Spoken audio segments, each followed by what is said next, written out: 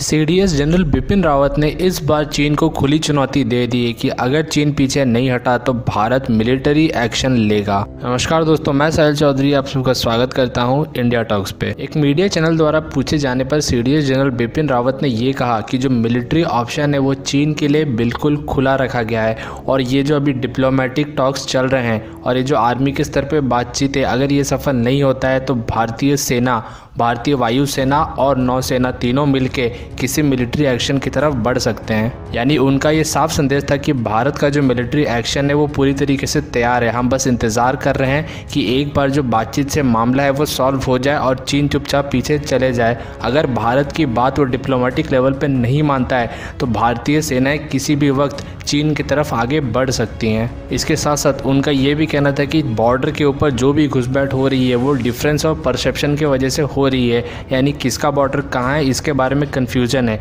लेकिन भारतीय ज़मीन पर अगर कोई भी घुसता है तो भारत इसे बर्दाश्त नहीं करेगा और भारत आखिरी दम तक कोशिश करेगा कि कोई भी युद्ध ना हो। लेकिन अगर भारत के सभी प्रयासों के बावजूद भी अगर चीन भारत की ज़मीन को खाली नहीं करता है तो भारतीय सेना को मजबूरी में कोई ना कोई सैन्य कार्रवाई करनी पड़ेगी और चीन के साथ युद्ध छेड़ना ही पड़ेगा। सीडीएस के इस बयान से चीन को काफ़ी झटका लगा होगा, क्योंकि चीन ऐसा सोच रहा था कि वो ये जो घुसपैठ है इसे इसी तरीके से करता रहेगा और काफ़ी लंबे समय तक भारत में ऐसे ही बैठा रहेगा और बातचीत का बहाना बनाते रहेगा ताकि एक बार ठंडी का मौसम आ जाए और वो हमेशा के लिए यहाँ पे सेटल हो जाए। पर इस बार भारत अपने स्टैंड पे बिल्कुल डटा हुआ है और भारत का ये साफ साफ कहना है कि जो ठंड का मौसम आने से पहले चीन और भारत मिल करके इस मैटर को सॉल्व कर ले बातचीत के ज़रिए, वरना भारत को इसी सीज़न में कोई ना कोई मिलिट्री एक्शन लेना पड़ेगा चीन के ऊपर।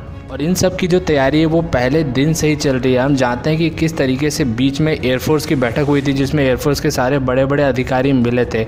उसके बाद अभी कुछ दिन पहले इंडियन नेवी की ऐसी एक बैठक हुई थी जिसमें बड़े बड़े नेवी के अधिकारी मिले थे।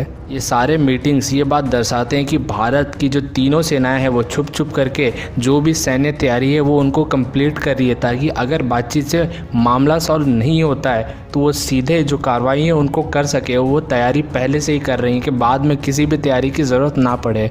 अब फैसला चीन के हाथ में है, क्योंकि भारत ने अपना स्टैंड क्लियर कर दिया है। या तो चीन पीछे हटे या फिर भारत के साथ युद्ध के लिए तैयार हो जाए। आपको क्या लगता है कि भारत और चीन के बीच जो युद्ध है वो इस बार हो करके रहेगा या फिर चीन समय पर बात मान जाएगा और पीछे हट के इस युद्ध को रोक लेगा?